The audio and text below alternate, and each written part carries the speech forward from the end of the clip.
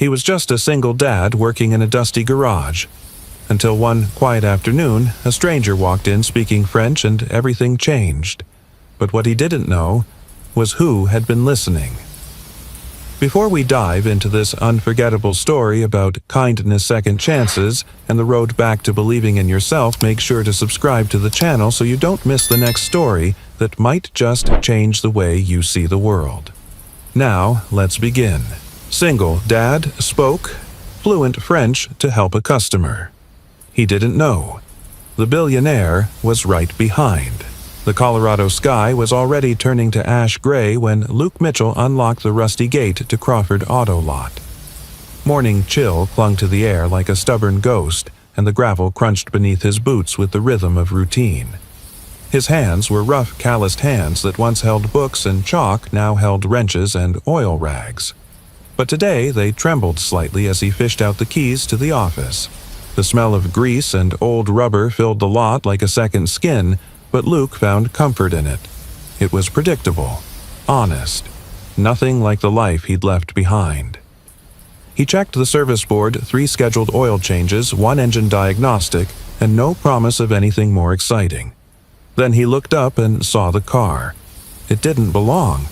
A sleek black Peugeot 504 parked neatly near the fence. Dust clung to its chrome trim, but the body was immaculate, too immaculate for this neighborhood. The type of car that whispered history in French and didn't ask for attention because it demanded it. And next to it, a woman. She wore a tan trench coat, cinched at the waist, her dark hair pulled back in a low twist. Her eyes, though she kept them shielded behind sunglasses, tracked every movement around the lot with quiet precision. Luke felt a twinge of curiosity but moved on. Rich folks came through sometimes. Most didn't stay long. But what stopped him wasn't her. It was the man standing awkwardly near the front desk inside the office, a man flipping through papers, clearly lost and increasingly frustrated. His accent was thick. French. Pardon, the man muttered to the receptionist, a high school intern named Tyler who looked like he'd rather be anywhere else. Je cherche un véhicule d'occasion, mais je ne comprends pas. His voice cracked with effort. Tyler looked up, panic already blooming in his eyes. Sir, I don't know what you're saying. Like Google Translate? Luke walked in, wiping his hands on a rag, and then, without thinking, spoke. Il cherche une voiture d'occasion, he said, his voice calm, fluent. Peut-être je peux aider. The man turned, startled. Ah, vous parlez français? Mon Dieu merci, Luke gave a half smile. Un petit peu, he lied modestly. In truth, French had once been his world. Before grief. Before Emma. Before life had demanded he trade poetry for power tools. He stepped forward and began translating, helping the man find a reliable sedan in his price range, explaining mileage maintenance, and the kind of things that matter when you're buying your first car in a foreign land. For 10 minutes, the lot was alive with a language Luke hadn't spoken in years, and yet it poured from him like it had been waiting in the wings all this time. The Frenchman, Henri, a retired teacher relocating to America to be near his grandchildren, thanked him profusely. You are a very kind man, he said in halting English. Most would not help. Luke shrugged. Most haven't been lost in a new place with no one listening. Behind him, he didn't see her shift. The woman near the Peugeot hadn't left. In fact, she had moved closer, close enough to hear everything. She leaned slightly against the hood of her car, arms crossed, unreadable. Luke turned as Henri walked off to finalize paperwork, and their eyes met. She took off her sunglasses. Her gaze was piercing, not cold, but discerning, like she saw more than he meant to reveal. That was beautiful, she said softly. Luke blinked. The car, the way you spoke. French, right? He hesitated. Yeah, I used to teach it. Long time ago. She stepped forward, holding his eyes. Most people forget things they don't use. You didn't forget. He didn't know how to respond to that. Something about her tone felt less like a compliment and more like recognition. I'm Isabel, she said, extending a hand. Luke. He shook it, Her grip was firm. She looked back at the Peugeot. Needs a tune-up. It belonged to my father. Thought I'd finally get it looked at. You drove that here? He asked, eyebrows rising. That's not a casual car. She smiled faintly. No, it's not. Neither was he. Luke walked around the car, fingers brushing along the fender. French engine. You won't find many who know how to handle this anymore. You do? She asked. I can try, he said. I've fixed worse. You leave it here or I can wait. I cleared the morning. He paused, measuring her. She didn't look like she came from this town. Didn't act like it either. But there was no condescension in her eyes. Just curiosity. He nodded toward the bay. I'll pull it in. As he opened the garage door and guided the car inside, Emma arrived at the lot on her bike, her backpack bouncing. Hi, Dad, she called. Luke waved. Stay clear of the tools, Peanut. She rolled her eyes like any 9-year-old would. I know. Isabel watched her, something softening in her face. Your daughter, Emma. She reads better than I did at her age. Smarter, too. I believe it. Isabel glanced around. This place, it's not what I expected. Most things aren't, Luke said, crouching to examine the undercarriage, and then, just as he pulled off the oil cap, he heard her say quietly, You helped that man. Like it was second nature. Do you ever miss it? Teaching. He froze. That question hit deeper than she could have known. Luke stood slowly, wiping his hands. Every single day. She didn't push, she just nodded. Some things are worth remembering. Their eyes met again. In that moment, the garage wasn't just a garage, it was a place where the past knocked on the door of the present and waited to be let in. And somewhere behind her calm, measured demeanor, Isabel knew she had found exactly what she came looking for. She just hadn't expected it to speak French. The sun had climbed higher by the time Luke slid the jack under the Peugeot. It creaked a little under the weight, the old French frame resisting movement like a stubborn ghost of the past. Just like its owner. From where Isabel stood near the tool bench, she looked out of place, not in the way that screamed money, but in the way that suggested purpose, like she belonged somewhere else yet was entirely intentional about being here. She studied the garage with quiet interest. Rusted license plates lined the far wall. A faded clock ticked lazily above a bulletin board full of service reminders and faded coupons. It was a patchwork of function, memory, and survival. You've kept this place alive, she said, her voice echoing softly through the bay. Luke looked up from under the car. I rent it from the guy who owns the lot. He wanted to tear it down. I offered to make it useful. She knelt beside the Peugeot, not afraid of the grease-streaked floor. That's a habit of yours, isn't it? Fixing things before someone gives up on them. He gave a dry chuckle, brushing a smear of oil from his cheek. You'd be amazed how much in life gets thrown out before it's even broken. She watched him for a moment, something unreadable in her expression. Then she stood and walked over to Emma, who sat cross-legged on the pavement, drawing in a sketchbook. What are you working on? Isabel asked gently. Emma looked up. A picture of the car. I've never seen one like it. It's elegant. Isabel smiled genuinely. That's a good word for it. It used to be my father's. Emma tilted her head. Did he love it? Very much. He was a mechanic, too, back in France. Emma lit up. Like my dad. Isabel glanced over at Luke. He was pretending not to listen, but the soft tension in his shoulders gave him away. She crouched beside Emma. I'll tell you a secret. When I was your age, I thought that car was magic. Not because of how fast it went, but because it was the one place my father talked to me like I was an equal.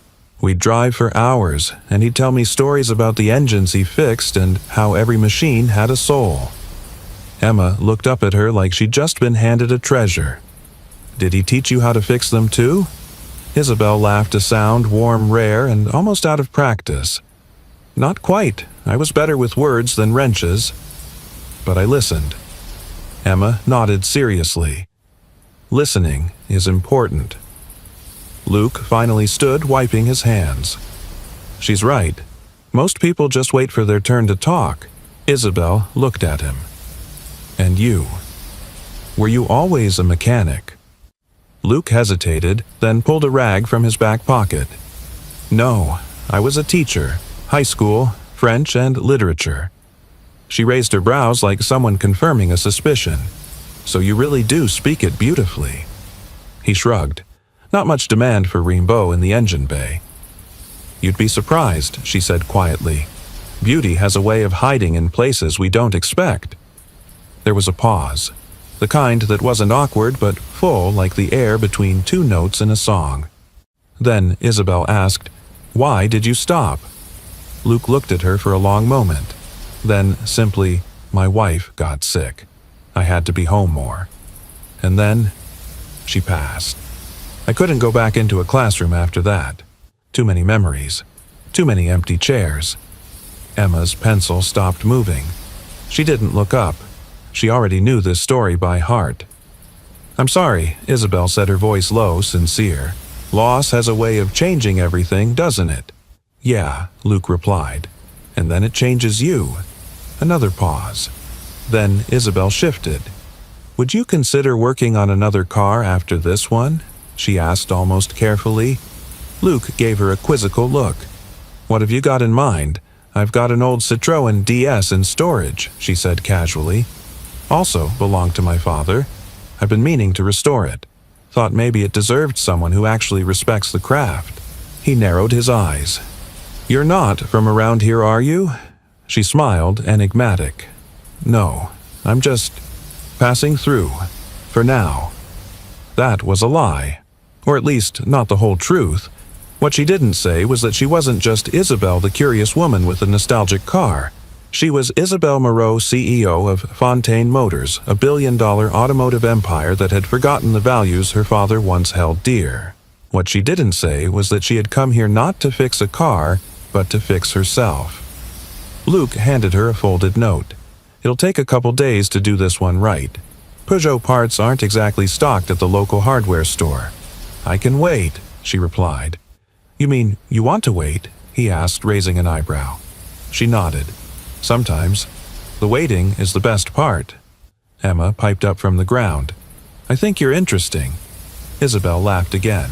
"Why's that? You listen like my dad does. Like, the words matter." Luke met Isabel's gaze. There was something different in her eyes now. Not power, not calculation, but longing. The kind of longing that people wear quietly like old perfume. It had soaked into her bones. "I'll see what I can do with your Peugeot," he said softly. "Merci, Luke," she replied, her French accent returning with delicate precision. And as she turned to leave, Luke caught himself wondering why a woman who spoke like Paris, walked like she owned Wall Street, and yet chose to wait on a greasy garage floor in a nowhere town. He didn't know the answer yet. But neither did she. All either of them knew was this something had shifted. And for the first time in years, neither of them wanted to fix it. The next morning began like any other. Luke rolled open the garage door at 7:02, same as he had every weekday for the last 4 years. The metal screeched slightly in protest. He made a mental note to oil it, though he probably wouldn't. Some things just sounded like life. He had barely laid out his socket wrenches when the Peugeot's engine caught his eye. Not for its design, though it was a marvel of old-world engineering, but for what it represented now: a bridge. A relic. A story that hadn't been told in years. Like his own. He wiped his hands and opened the drawer of an old filing cabinet wedged in the corner of the shop. It groaned as it slid open. In the back beneath, invoices, expired warranty pamphlets, and a wrinkled copy of Auto World lay a single manila envelope. He hadn't touched it in almost 5 years. He pulled it out, the dust of time clinging to the seal. Inside was a proposal, neatly typed, precisely drawn, signed by him. Luke Mitchell Community-Based Modular Engine Efficiency Initiative. The title still sounded too academic, but he had poured everything into it. Charts, calculations, hand-drawn engine redesigns aimed at making fuel-efficient cars more accessible to working-class Americans. He had mailed copies to 5 different manufacturers. Only one had replied: Fontaine Motors. The letter still folded inside was brief, polite, cold. Dear Mr. Mitchell, thank you for your submission. At this time, Fontaine Motors is not seeking external concepts for powertrain development. Best regards, Innovation and Engineering Division. There was no signature, no name, just a department. He remembered holding that letter in his hands, feeling like he was staring into a closed door bolted from the other side. He'd never told Emma, or anyone, because hope is only noble when it doesn't embarrass you. Dad, came her voice from behind. Luke startled. Emma stood in the doorway, half-dressed for school, holding a banana and her sketchbook. What's that? He quickly folded the letter and slipped it back into the envelope. Just old paperwork. She tilted her head, unconvinced. That looked like an engine drawing. He paused. It was a long time ago. Emma set her banana down carefully on the workbench. Is it something you invented? I tried. It didn't work out. She studied him. Why not? Luke hesitated, then offered the gentlest version of the truth. Because sometimes the people who can make things happen don't believe people like me can come up with good ideas. Emma frowned. But that's dumb. He smiled despite himself. Yeah, it kind of is. She hugged her sketchbook to her chest. Can I see it? He considered it for a moment, then nodded and handed her the envelope. Her eyes widened at the diagrams. This is so cool, Dad. It looks like the inside of a spaceship. He laughed. It's just a 4-cylinder engine with variable compression ratios. To me, she said proudly, it's a spaceship. She flipped to the last page where his signature sat alone under the Fontaine Motors header. Did you really send this to a car company? She asked. I did. What did they say? They said no. Emma's brow furrowed. She stared at the signature again, then at the name on the letterhead. And later that day, long after Luke had gone back to work on the Peugeot, and Isabel had returned to sit quietly in the corner of the garage with her tablet and a cup of coffee, Emma, in her tiny, determined way, took the envelope and slipped it into her backpack. She didn't tell her dad. That evening, Isabel stood near the bay window of her Airbnb, still dressed in jeans and a sweater from the garage. A mug of tea sat untouched on the sill. Her tablet lay open, the screen frozen on a news article about Fontaine Motors' recent board restructure. Her own face was in the upper corner, cold, composed, unapproachable. She didn't recognize it. There were no cameras at Crawford Auto Lot, no press, no shareholders, no one asking what she planned to buy, sell, merge, or rebrand. There was only grease-old stories and a man who still looked at cars like they were sacred. A knock at the door interrupted her thoughts. When she opened it, no one was there, only a small worn envelope resting neatly on the doormat. Inside, the proposal, Luke's name, the Fontaine letter, and a sticky note. My dad made this. He thinks it doesn't matter anymore, but I think you might be the kind of person who knows it still does. Isabel stood frozen for a long moment, heart pounding in a way she didn't expect. She stepped back inside and sat, slowly opening the proposal again. The designs were rudimentary but brilliant. Not groundbreaking in a corporate sense, but honest, intentional, human. The kind of solution her father would have loved. The kind of thinking Fontaine Motors hadn't touched in years. A tear slipped down her cheek before she realized it. She wasn't just looking at an engine. She was looking at a man who, despite grief and rejection, still believed in building things that lasted. Just not for himself anymore, for Emma, for people like his wife had been. Isabel closed the folder, set her tea aside, and opened her laptop. To innovationfontainemotors.com. Subject RE Archive Submission L. Mitchell. Requesting immediate access to submission records for community-based efficiency initiatives from 5 years ago. Priority high. She paused. Then typed, also send me the name of whoever issued the rejection response. I'd like to talk to them personally. And just like that, two stories began to unearth themselves, one mechanical, the other personal. One hidden in a drawer, the other buried in a heart too used to disappointment. But both were about to be seen again. And that sometimes is where healing begins. The storm rolled in from the mountains like a brooding animal, slow and heavy. By dusk, the sky had darkened to a dusky bruise, and lightning stitched the horizon with silent flashes. Luke had just finished bolting the garage door shut when the first drops of rain began to fall, fat, cold splashes that turned the gravel to mud and painted the concrete slick. He was halfway to his truck when headlights swept across the lot, cutting through the downpour. A car, not just any car, the Peugeot. It shuddered slightly as it pulled up, its old wipers working in desperate rhythmic arcs.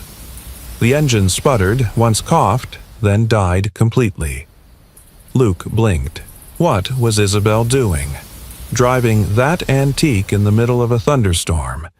He jogged over as she stepped out, soaked in seconds, clutching the steering wheel one moment and an umbrella the next. She didn't open it. "Are you out of your mind?" he called through the wind. She laughed, a short, breathless sound. Apparently, Luke opened the passenger door. "Come on, before you catch pneumonia." Inside the garage, the storm raged like a freight train, the metal roof booming with each drop, thunder shaking the beams. Isabel stood dripping near the entrance arms, folded her sweater, clinging to her frame. "The brakes locked halfway down the ridge," she said. Then the lights started flickering. "I thought I could make it here." Luke grabbed a towel from the shelf and handed it to her. "You shouldn't be driving that car at all, not yet. It's not ready." She took the towel without comment, drying her face and hair with slow, methodical movements. He opened the hood of the Peugeot and leaned in. "Water's gotten into the electrical panel. We'll have to wait for it to dry before I can see how bad it is." She nodded. "I didn't know where else to go." The words landed between them like a confession. Luke looked at her, then really looked. Her eyes, always so composed, were glassy now, not from the rain, but from something older, deeper. He stepped away from the car and pulled out two metal folding chairs from the back wall. "Come sit. You look like you've been carrying something heavier than a busted brake line." They sat in the dim light of a single hanging bulb, the storm still moaning beyond the walls. The garage smelled of wet asphalt and something softer, jasmine from her hair maybe. She took a breath. "You were right. I'm not from around here. I figured. I grew up in Paris. My father was a mechanic immigrant from Marseille. He taught me about cars before he taught me about people. Said they were easier to understand." Luke smiled faintly. "He sounds like a smart man." "He was," she said. "He passed when I was 19. Heart failure. I'm sorry." She nodded, her eyes far away. "He left me the Peugeot. I didn't drive it for 10 years. Couldn't. Then one day I realized I couldn't remember the sound of his voice, only the sound of the engine when he drove." She paused, then added, "So I started it again."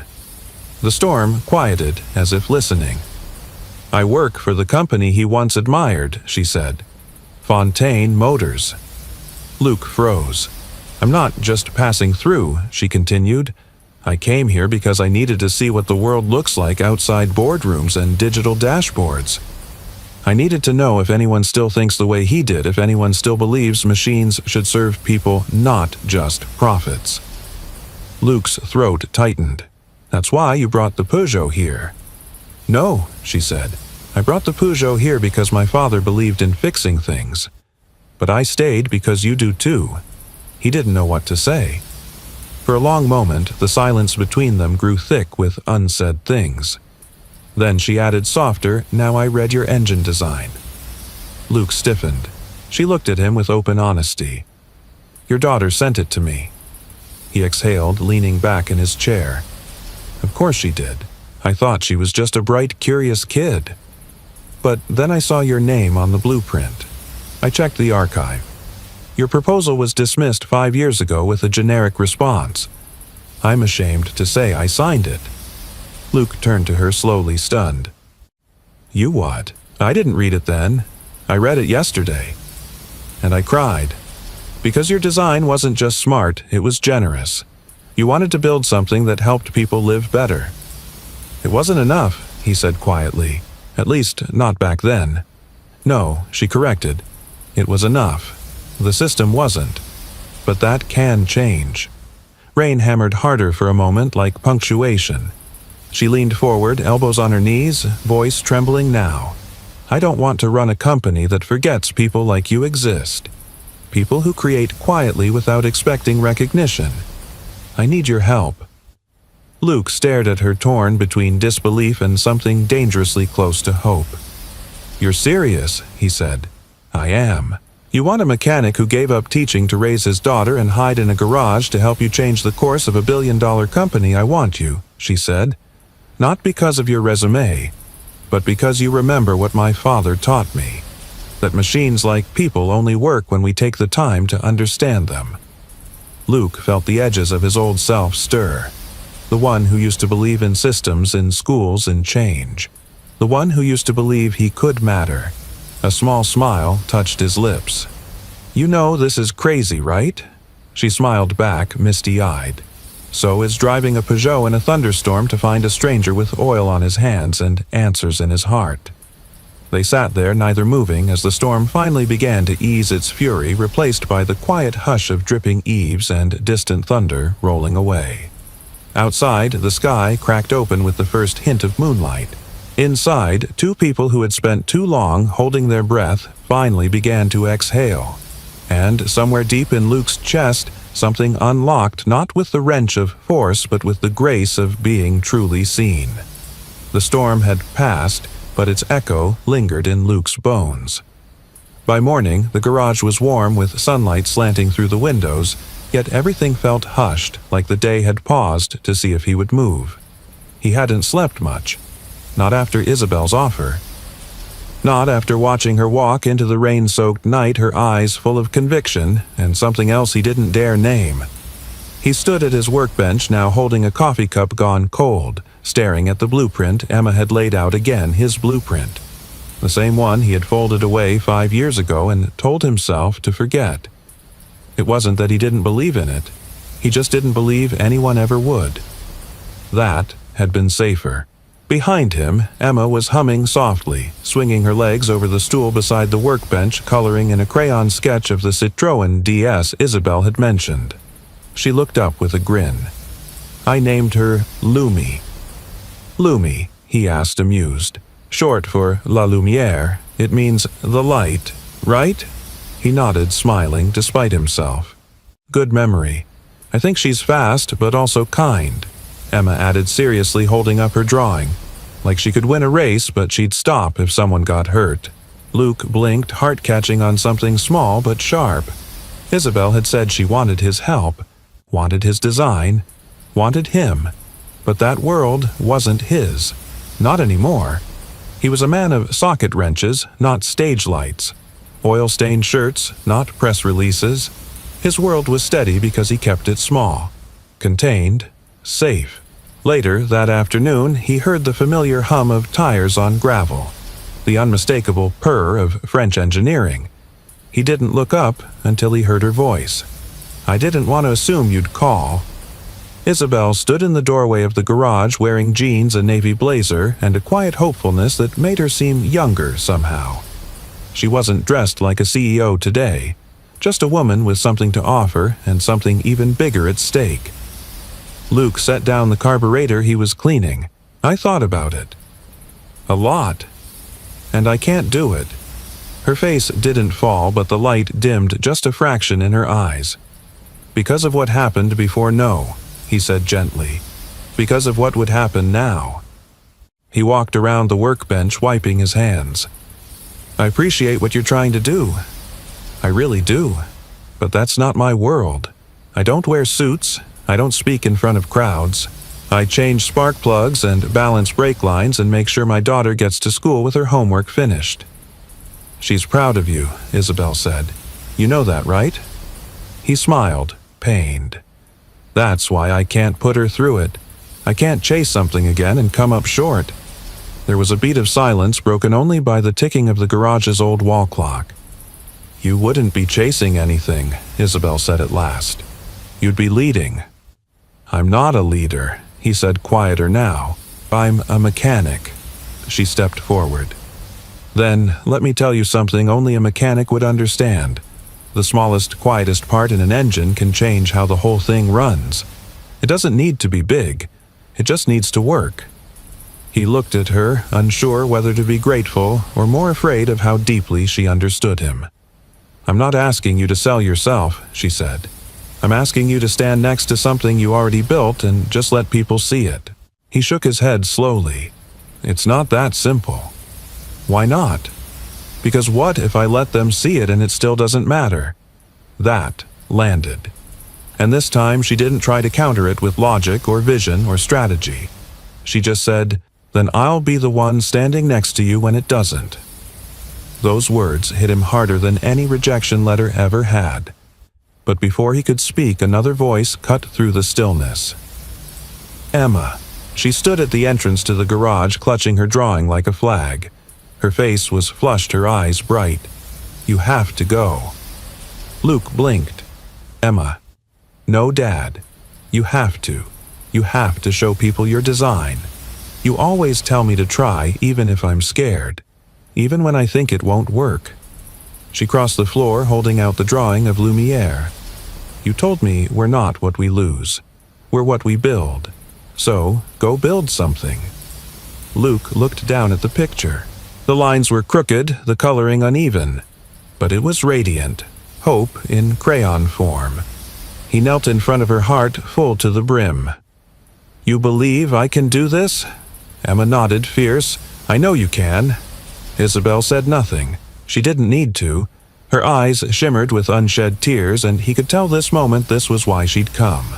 Not for the blueprint, not for the brand, but for this to witness a man rediscover his own voice, spoken not in French, not in engineering jargon, but in the language of a father who wanted to show his daughter what it looked like to believe in yourself again. Luke stood slowly, breath steady now. He looked at Isabel. I'll need a clean shirt, he said. She grinned. We can find you one. And a haircut. Definitely. He exhaled, still unsure, but no longer afraid. I'll go, he said. But not because I'm trying to be someone else. Good, Isabel whispered. Because I didn't fall for someone else. There it was, accidental, unexpected, irretrievable. Luke's eyes widened slightly. But Isabel didn't flinch. Neither did Emma. And for the first time in a long, long time, Luke Mitchell stepped toward something uncertain, not with caution, but with conviction. He didn't know what the stage would look like, but he knew what he stood for. And this time, he wouldn't hide. The Fontaine Motors Tech Expo was held at a converted train depot in downtown Denver, vaulted steel beams, skylights that poured light like theater spotlights, and a buzzing energy that hummed beneath every polished surface. Executives mingled in tailored suits, engineers hovered near prototypes, and PR assistants fluttered like moths with Bluetooth earpieces. Luke stood outside the glass doors, adjusting the stiff collar of a white dress shirt Isabel had helped him pick out just that morning. His boots were polished, but still boots he'd refused to wear anything that didn't feel like his own skin. His palms were slick with nerves. Beside him, Emma straightened the lapels of his coat with both hands like she'd seen in some movie. You look like someone who knows things, she declared proudly. I'm someone who knows things, he said with a nervous smile. Isabel joined them, stepping out from the shadows of the entryway. She wore a charcoal gray suit, understated but sharp, her dark hair pulled back in a sleek twist. The woman before him looked like a CEO again, poised, deliberate, powerful, but her eyes softened when she looked at Luke. They're ready, she said gently. I'm not, he replied. Doesn't matter. Come anyway. Inside, the crowd parted as Isabel led them toward the central presentation stage. Whispers followed them about her mostly. Isabel Moreau hadn't been seen in public for months, and now she was showing up at her company's own event with a mechanic and a little girl. The PR team rushed to her side. One young assistant leaned in. Do you want us to announce Mr. Mitchell's credentials? Isabel shook her head. No, He'll speak for himself." Luke turned to Emma. "You okay?" She gave him a confident thumbs up. "I got this. You're not the one going on stage. I still got this." Luke's throat tightened. They stepped up together. The room went still. Isabel took the microphone first. "Thank you all for coming," she began. "You expected to hear from my engineers, my designers, my analysts. Instead, I'd like you to hear from someone who until last week didn't even own a suit jacket." Polite laughter. She glanced at Luke. "But he does own something more valuable, an idea, a vision, and a reason that's far too rare in this industry, people first." She turned to him, offering the mic. Luke stepped forward. For a moment, he said nothing. Just let the silence hold. Then, slowly, he began. "My name is Luke Mitchell. I used to be a teacher. I'm a single dad. I've worked out of a garage behind a used car lot for the last 4 years, and I'm standing here because I once mailed a blueprint to this company. They rejected it. A shift in the audience. I wasn't surprised," he continued, "because when someone from a place like mine sends something to a place like this, it usually ends up in a pile marked not applicable. But that blueprint wasn't just an engine. It was a way to give more people a chance to drive safer, more efficient cars without going broke." He paused. "I didn't come here to sell anything. I came here because I believe we've gotten too comfortable designing for profit, not for purpose. And someone in this room, someone with power, read my design and said, 'We need this.'" He turned to Isabel. "And she didn't just say it, she meant it." Murmurs rippled. Some skeptical, some curious. "I'm not an executive," Luke said, "but I know how to build. And I know what it's like to raise a daughter and wonder if the world will give her a fair chance. This design wasn't just for me. It was for her. And for families like ours." Emma, sitting in the front row, smiled wide. Luke finished. "You don't need a degree from MIT to care. You just need to believe that machines and companies should serve people, not the other way around." Applause started slowly, then built, then roared. Luke stepped back, heart-pounding. Isabel returned to the mic. Her voice was cool but resonant. "You've just met the mind behind what we're calling Project Lumiere, a car inspired not by market trend, but by real-life need." She clicked a remote. A projection of Luke's blueprint filled the screen behind her, annotated with overlays. A minimalist, fuel-efficient engine. A modular design to reduce maintenance costs. Sustainable materials. Clean, accessible, intentional. The audience stilled again. And then someone near the front raised a hand. A woman in a burgundy blazer. She spoke clearly. Who signed the original rejection letter, A. Hush. Luke turned to Isabel. His chest tightened. He knew the answer. He'd read it in her eyes back in the garage before she ever confessed. Isabel walked to center stage, and for the first time since assuming the CEO role, she did not hide behind numbers titles or perfect posture. She looked straight into the crowd. "I did," she said simply. Gasps. Whispers. "I signed that rejection," she repeated, without reading it, "because I trusted a system that prioritized speed and scale over substance. I trusted convenience. I failed." She paused. "And I won't do that again." Someone in the back clapped. Then someone else. And then more. Not just polite, but affirming. Believing. Luke glanced at her. She was no longer hiding. Neither was he. That night, as the sun set behind the Denver skyline, the three of them stood on the rooftop of the venue watching the city flicker to life below. Emma leaned against the railing, still wearing her event badge like it was a trophy. Luke sipped from a plastic cup of lukewarm coffee. That went better than expected. Isabel smiled. It went the only way it could with the truth. He looked at her. "You didn't have to say it was you." "I did," she said, "because we don't build trust by being clever. We build it by being honest." Luke was quiet for a long beat. "Then, what happens now?" She turned to face him fully. "Now we build something better." He looked out over the city lights. and for the first time in years he saw the road ahead not as a path he missed, but as one he was finally meant to walk. The next morning, Luke woke up before the sun. The house was quiet, the kind of quiet that holds meaning, not silence, but stillness. Emma was still asleep down the hall, her sketchbook on the floor, her glasses askew on the nightstand. The soft hum of the refrigerator was the only sound in the house save for Luke's steady breath as he stood in the kitchen staring at the blueprint spread out on the table. It looked different now. Not physically same paper, same lines, but emotionally. Once it had been a symbol of rejection, then regret. Now, somehow it felt like hope. He traced the corner of the page where Emma's handwriting still clung to the sticky note she'd attached when she secretly sent it to Isabel. "My dad made this. Please read it with your heart." Luke didn't know what part hit him harder, the faith in her words, or the belief that someone would read it with something more than profit in mind. And someone had. He folded the blueprint carefully and slid it into the envelope, ready for its next life. That same morning across town, Isabel sat in a glass-walled corner office, no longer hiding behind it, but using it, owning it. Sunlight poured through the windows, bouncing off the chrome edges of her desk and the tablet in her hand. She tapped the screen, watching the latest investor reactions roll in from the night before. Media outlets were buzzing about Project Lumiere, but Isabel wasn't looking at headlines.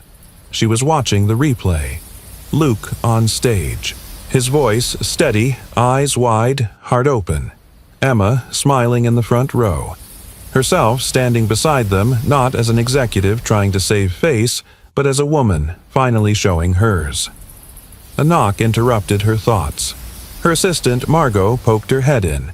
The board's on standby for the 10 a.m. call. "Give me 5, Isabel said, and closed the door. Margot nodded, hesitating slightly. "For what it's worth, Isabel, that was the best thing this company has done in years." Isabel offered a soft smile. "Thank you." As the door clicked shut, she turned to the folder sitting on her desk. It wasn't digital.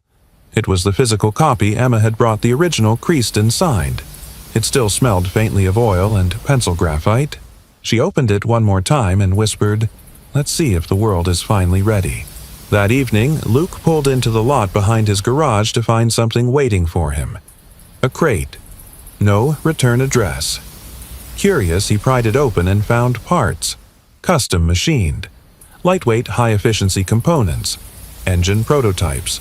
Exact specs based on his design, but enhanced, engineered with real capital. Tucked into the box was a note. "Phase 1 is ready. Let's build it together."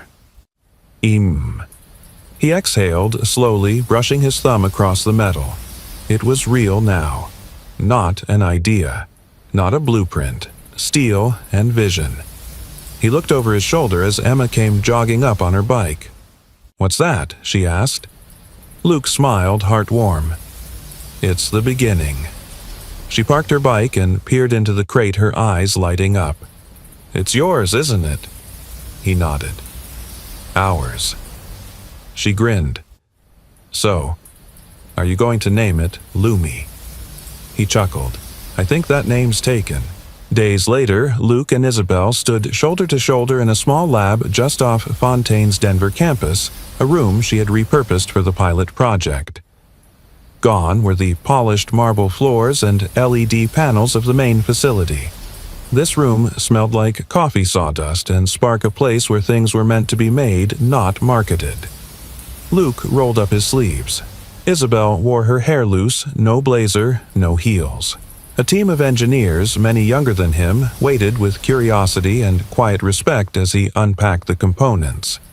Isabel introduced him without pretense. "This is Luke Mitchell. You've read his designs. Now he's here to help us build them." There were no questions, no snickers, just nods, maybe even reverence. Later, over lunch, Luke found himself sitting beside a young engineer named Karina, who'd worked at Fontaine for 2 years. She was flipping through his blueprint, making notes, asking about torque ratios.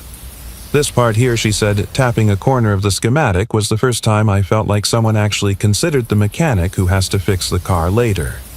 You didn't just think about how to build it, you thought about how to keep it alive.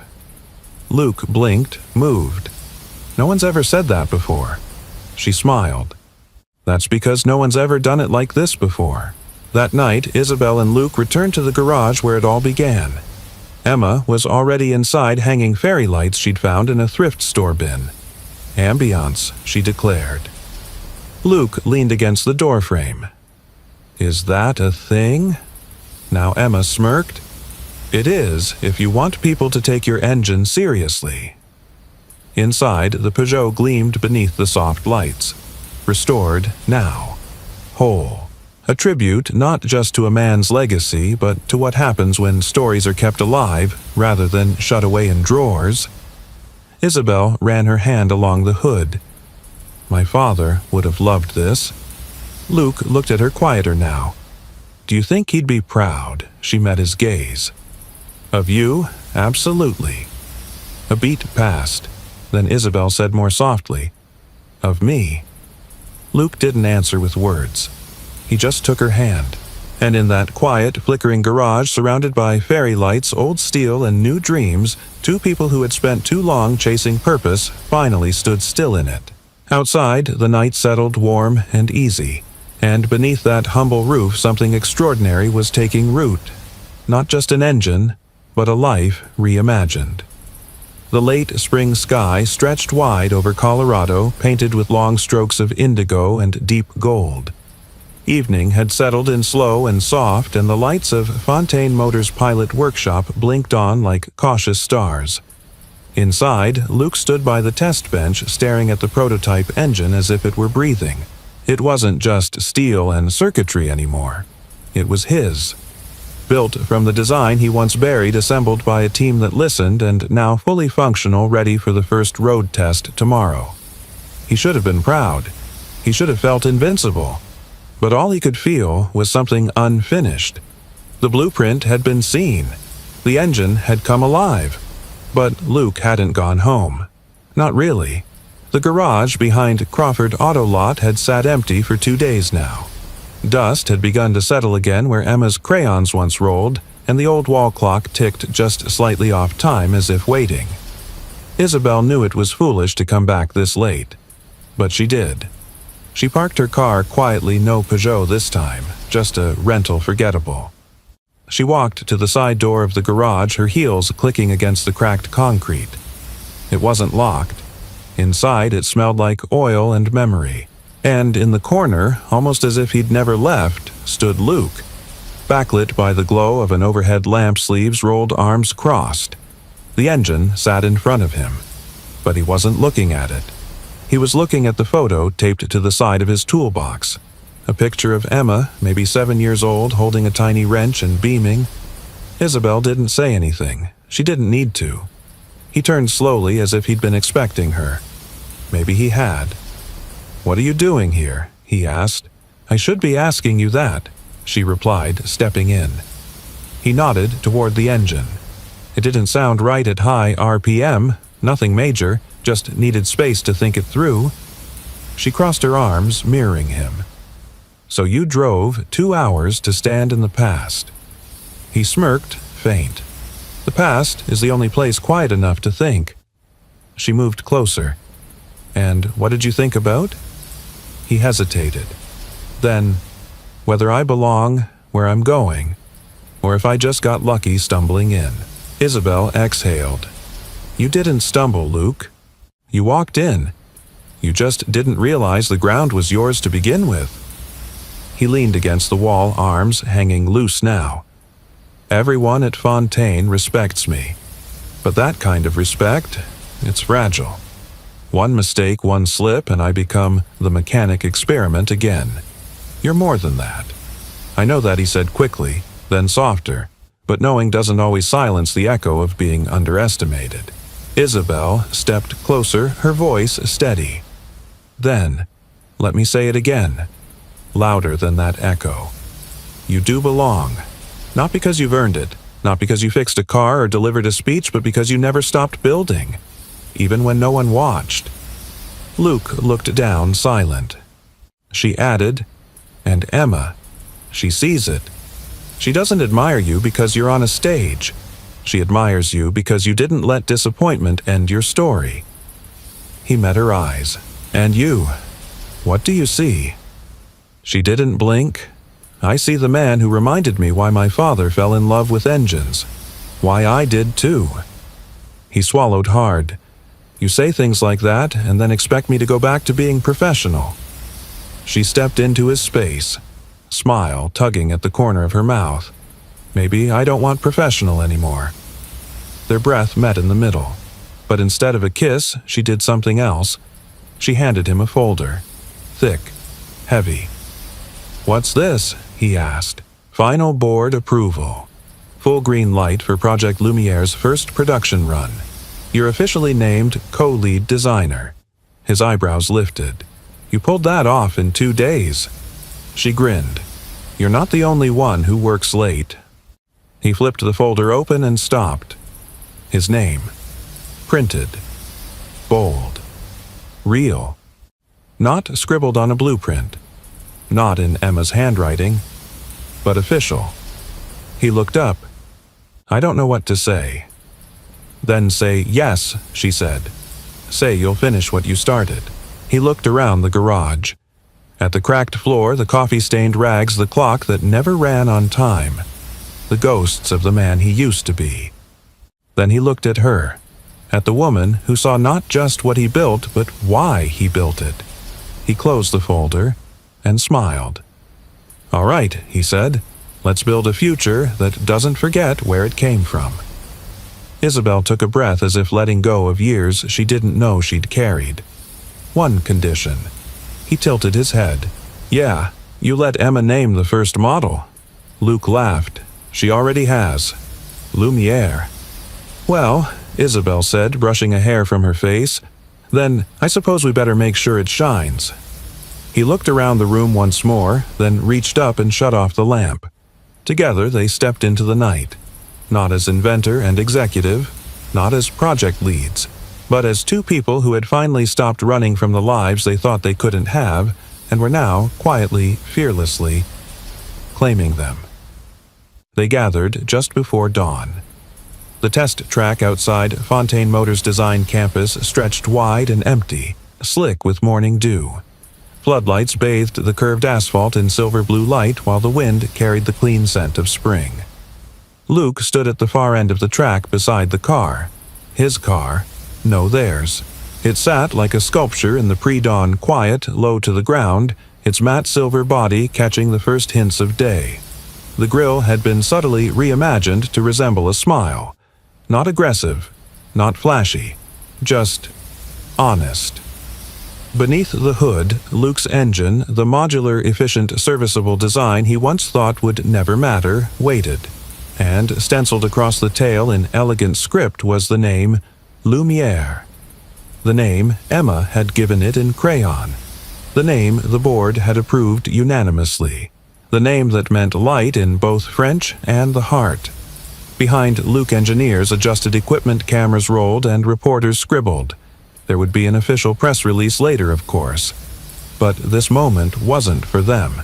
This was for something else entirely. Emma raced up in her oversized Fontaine windbreaker, her pigtails bouncing. "You're driving it, right?" Luke chuckled. "I wasn't planning to." "You have to," she insisted. "You made it." He raised an eyebrow. "You mean, we made it?" She beamed, then reached into her backpack and pulled something out. A tiny, folded piece of paper. "What's that?" She handed it to him. "It's the last page of your blueprint. You never finished it." "So I did." He opened it. In her neat block lettering it read, "Final note. This design is built not for profit, but for people.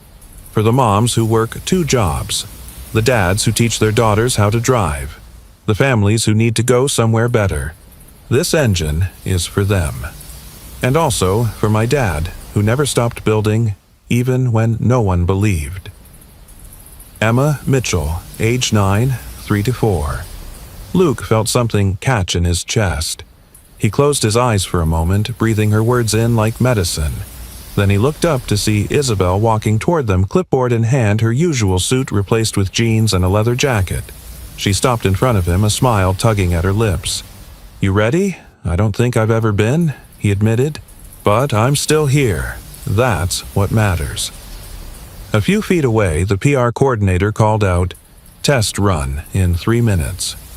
Luke turned to Isabel. "Are you really letting me drive it first?" "Of course," she said. "It was born with your hands." He glanced at the small crowd gathered at the edge of the track. Engineers, managers, board members, even a few early arriving interns. Not one of them doubted him now. Not after the presentation. Not after the build. And not after they'd seen how he led, not with ego, but with empathy. Luke opened the driver's door and slid in. The interior was clean and intuitive, designed with accessibility in mind, every knob and button in easy reach. Just as he'd imagined. A car for real life, not showroom fantasy. He placed Emma's page gently in the glove box. A quiet promise. Then, with a deep breath, he turned the key. The engine roared to life, not loud, but confident. Responsive. Alive. Cheers rippled across the track. Luke caught Isabel's eye through the windshield. She gave a single nod. Go. He eased the car forward. It glided down the track like it had always belonged there. The morning light chased it, catching on the curves of its body, painting it gold. At 40 miles per hour, Luke felt it settle, quiet, graceful. At 60, it held steady like a hawk on wind. And at 75, it flew. Tears blurred his vision. Not from speed, but from the way it felt to move again, to chase something. To know that something he built not just with tools but with heart could carry people forward, could mean something. When he finished the lap and brought Lumiere back to a stop, the crowd burst into applause. Emma ran to meet him, arms outstretched. He scooped her into a hug before even stepping out. "You went so fast," she exclaimed. "I think I broke the speed of doubt," he said. Isabel stepped forward, clipboard forgotten. "You looked like you belonged there." "I did," he said, "and so does she." He nodded toward the car. "She's ready." Isabel smiled. "Then, so are we." Luke looked around the track, the people, the car, and then finally at Isabel. "You didn't just help me build this," he said. "You rebuilt me." Her eyes softened. "You did that yourself. I just reminded you where the switch was." The wind picked up slightly. The sun crested the edge of the sky, flooding the track in light. Emma leaned against the car, arms crossed like she was already the spokesperson. "Can I tell people I helped design it?" Luke nodded solemnly. "You named it. That's the most important part." And in that moment, surrounded by steel and sunlight, the three of them stood not as CEO, mechanic, or child, but as architects of something far more rare than a revolutionary engine. They had built trust, belief, and a future lit by something more than headlights, lit by light born of love, perseverance, and purpose. La Lumiere wasn't just a car, it was proof that even the humblest dream, when believed in enough, can change the way the world moves. 3 months later, the ribbon fluttered in the soft Colorado breeze, tied across the double doors of a freshly painted workshop just off the main road in Buena Vista. It wasn't flashy. There were no cameras, no press. But for Luke Mitchell, it was the most important place he'd ever opened a door to. The building used to be a tractor repair shop, long abandoned. The roof still carried dents from a hailstorm in 2009, and the paint on the sidewall bore the faint outline of someone else's dream. But inside, everything had been transformed. Workbenches lined the walls, stocked with tools that shined with possibility. In the corner, a small lounge with mismatched chairs and donated books gave the space warmth. And at the heart of it all, 4 stations each fitted with a half-built engine and a stack of blueprints. Not Fontaine's engines. These were simpler, built for learning, for teaching. A hand-lettered wooden sign above the entrance read, "The Workshop for Hope," where hands mend machines and hearts. Luke stood by the door holding a pair of scissors far fancier than he'd ever needed. Next to him, Isabel wore jeans and a light cardigan, her heels replaced with sneakers that Emma had picked out for her. "This is yours," Isabel said, voice low. He shook his head gently. Ours. Behind them, a small group had gathered. Not investors, not dignitaries, just people. Single dads, refugees, young adults aging out of foster care, a retired mechanic who hadn't held a wrench in 10 years, a mother of 3 looking to learn a skill that paid more than minimum wage, a teenage girl who once fixed a lawnmower and never stopped wondering if she could fix something bigger. All invited, all believed in. Emma clutched her clipboard like a mission commander. "You ready?" Luke smiled. "Let's do this." With a simple snip, the ribbon fell. Applause rose like sunlight. Inside the group filed in with quiet awe, fingers brushing over tools, eyes wide at the engines.